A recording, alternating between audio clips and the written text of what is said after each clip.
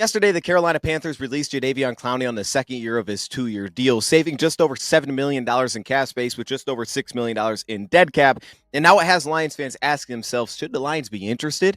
So let's get right into it. So today we're going to be talking Jadeveon Clowney, but we're also going to be mentioning some of the other top available edge rushers that are still on the market right now. And I'll make my case for what I think is probably the most realistic path the Lions will follow as we continue into some of these offseason programs. Now, there's obviously the additions that could come along the way, which is players cutting down that 90-man roster, guys that become available, the Lions could take a swing on, as we've seen over the last couple of years as the season rolls along. The Lions typically add some veterans to their practice squad, which may eventually step up into the roster. And then, of course, you get into things like the trade deadline. And there's a lot of different paths to add players. As Brad always said, that really never ends. With that being said, Jadeveon Clowney getting released yesterday, for whatever reason, kind of added some spark. It added some buzz to this entire conversation following the draft where the Lions added one really true edge rusher and Ahmed out of Boise State. So today we're going to be giving some attention to the Jadeveon Clowney situation, but also there's a few other names out there that intrigue me that I just wanted to give some attention to as well, following a Demarcus Walker video that we did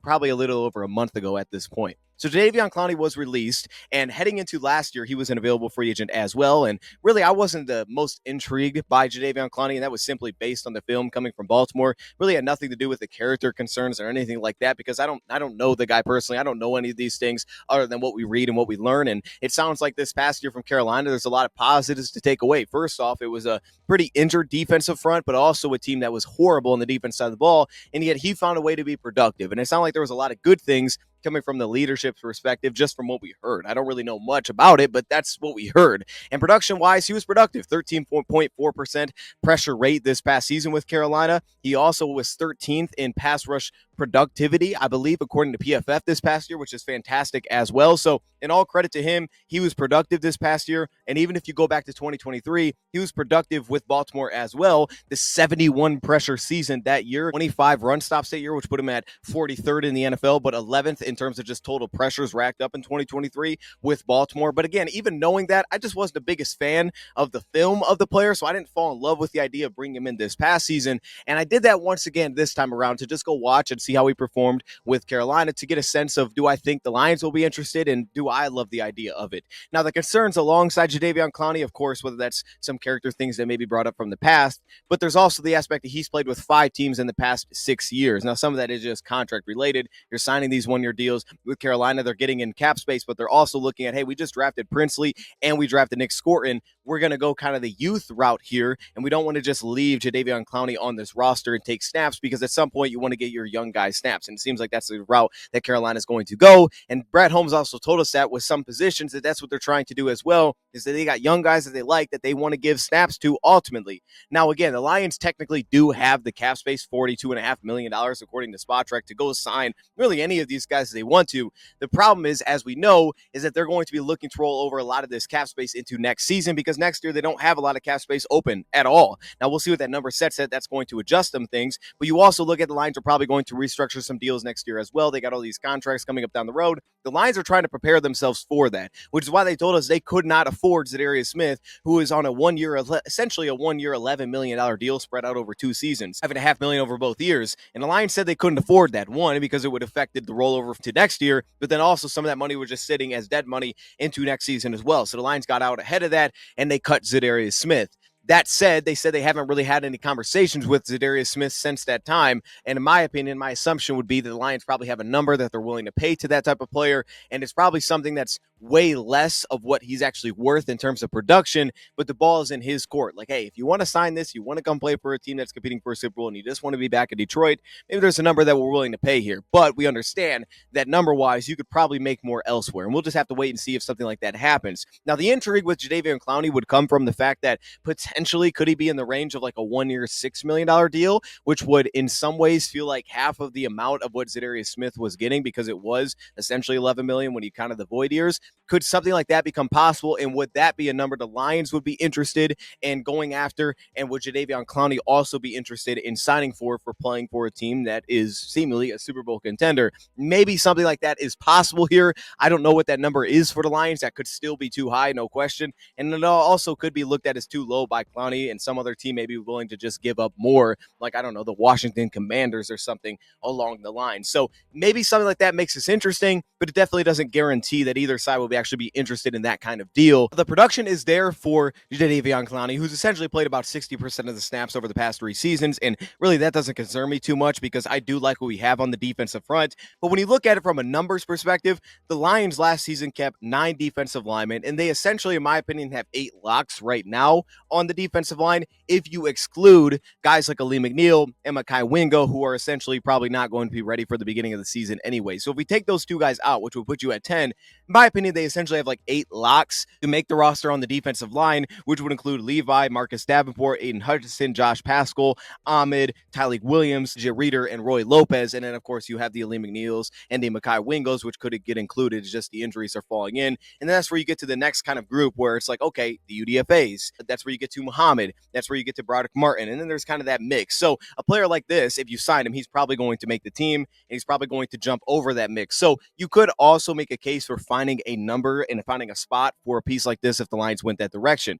The problem with me for Jadeveon Clowney was, once again, diving into the film over this past season. That's not the way I've watched every single game, but about 4 of his games, I didn't fall in love with it once again. I see the production there. I think he's a plus player in a lot of aspects. And a big thing that stood out to me is his effort against the run. The run defense was a plus, I think, in a lot of ways. Now, the discipline wasn't consistently there. Neither was the technical aspect of his run defense wasn't consistently there. Kind of just felt like he was kind of free-flowing a little bit as a run defender at times, not consistently being just like your, hey, typical edge setter, set an anchor, right, force things back inside. You didn't always feel that aspect, but his build, his long arms, his 6'5", 260-plus pound frame, you saw his ability to handle tight ends one-on-one on blocks, not as much with tackles consistently for me, and the same thing as a pass rusher. He wasn't dominant on tight ends. Lateral agility was kind of average, but I did like to see the effort, and I also love the vision. This is both a pass rusher and a run defender. He ends up in the right spot a lot of times. He's really good at finding the football.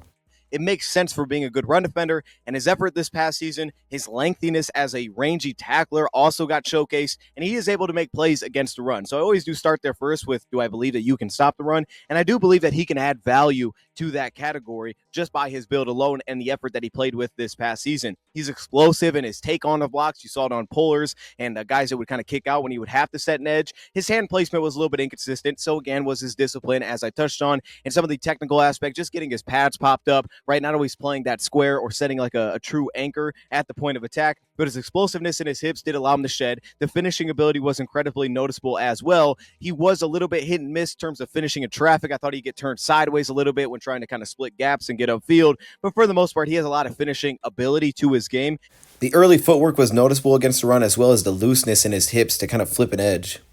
Consistently able to fill a run lane. If you had a gap that you wanted him to fill, he could consistently fill that run lane in some way. He'd find the ability to get that done. So for the most part, I thought that he did bring some plus ability as a run defender, just with some inconsistencies along the way. But the effort that he played with was very noticeable, and I give him a lot of credit for that. And he also has the build that you'd point to. Now, he kind of aligned most of the time this past year as the left side defensive end for Carolina, or left outside linebacker for Carolina, which would be a similar spot to where Aiden Hutchinson aligns, which is something that I guess keep an eye on. And then on the flip side, as a pass rusher, there's elements that I like. I like how he takes advantage of his length. He's got a little bit of a long arm move that he can get to. He's got some heavy, powerful hands that he strikes as well. He typically would work into a club move, which really had nice skip timing within his footwork. They would sync pretty well. Then he'd get a little bit of a rip as well, like here when he was trying to create some slither, kind of find a little bit of an entry angle. As you'll see on this play, you're going to see the power as he works through. So the club doesn't really connect as well with the skip here, but you see the power to kind of collapse. He's also a long strider within his get off. He's pretty fluid within his footwork early on reps to kind of set up angles to work as a pass rusher, but I just didn't love it back here. The agility is closer to average for me.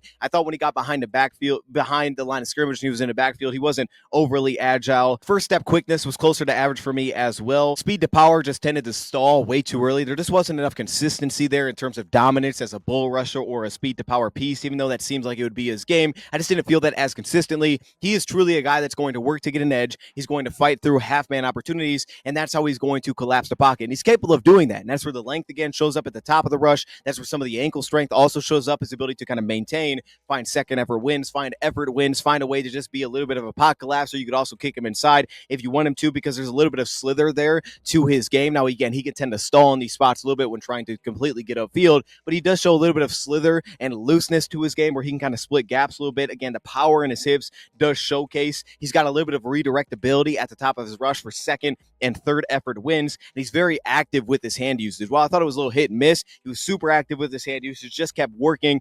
The swipes were aggressive. They were pretty violent with his hand usage as well. And again, he's got a little bit of looseness to his game, though he can play a little bit of tall within his pads. Overall, I liked aspects of him as a pass rusher. I like the production, of course. I just didn't fall in love with the way that he got production or his consistency to create, and be a dominant pass rusher. Yeah, I never really felt that, even if the numbers may suggest that. I never really felt that. It felt closer to average, maybe slightly above average at times as a pass rusher. So for me, while the price point actually could make things intriguing here, of course, the Lions are going to have to feel comfortable with the player. I don't know that they do. That's a question up in the air. I didn't love him last season when he was available, but in credit to him, he was very productive. So would Jadeveon Clowney make the Lions better up front? I would say yes. I need to add them an element of a little bit more of a proven piece, a guy that says that he still feels like he has more left in the tank, and the price could be at a better spot than a Za'Darius Smith. It's very possible. So he would make you better, I think, right now versus what you have, because you feel pretty good about a proven piece. And if you had injuries to a Davenport and that kind of thing, he would at least give you the size to feel like, okay, he's going to still impact the run,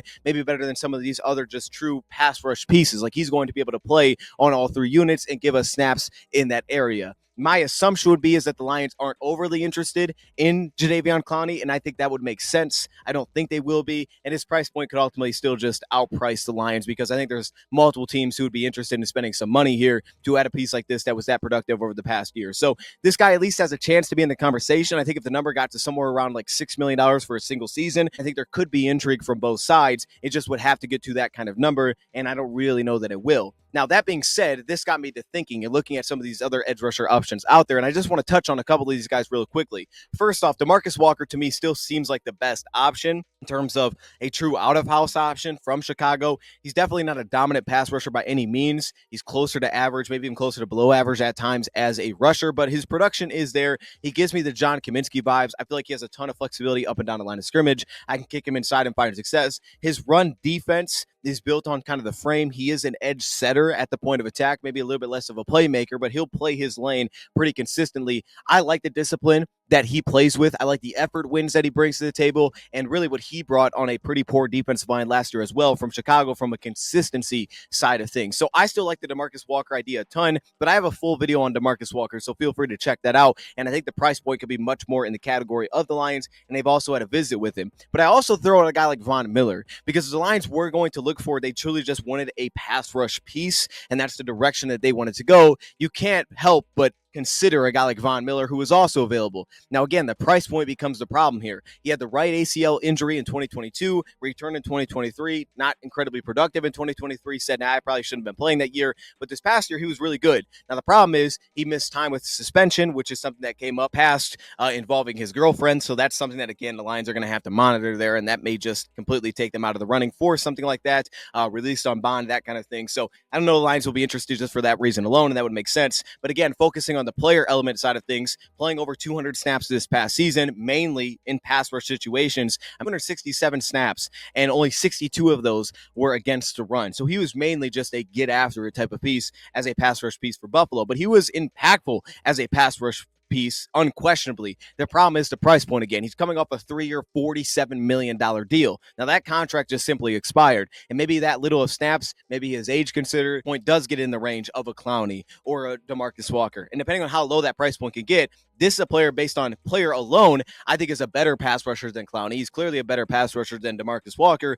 And while you may not get a dominant run defender, but that's not what you're really bringing him in for, that could still make sense for the Lions, because they could just be looking at kind of that wild card that they can throw out there to just get after people. And that's what Von Miller would clearly add. And I don't think there's any question that he adds that at a very high level still to this point. His footwork is great. He's got an electric spin move. He has a little bit more of the finesse pass rush element to the game, but he also brings such an instinctual feel. He's got a feel when to turn the corner. He finds a way to kind of just work his hands inside. His hand timing is fantastic. I love the timing within his hand swipes. He's not overly powerful in terms of the explosion when you see him as a speed of power piece, but he typically can find ways to get inside. He's got a really clean bend, can turn the top of the arc pretty darn well. Run defender, while again, he's not going to set your typical anchor. He's a little bit less size. He's a little bit undersized in comparison to a guy like Clowney, for example. He does have kind of an explosive two-handed punch that can at least create some jolting separation at the point of attack. And he also, to me, can split gaps with some success because he does have some of the body control to continue working upfield in those spots. And then from a get-off perspective, to me, it's also better than Clowney, right? Clowney has some long strides, but his timing is much better. He's also got a lot more juice when you see him attack off the edge, and he's got a lot more bend to his game as well.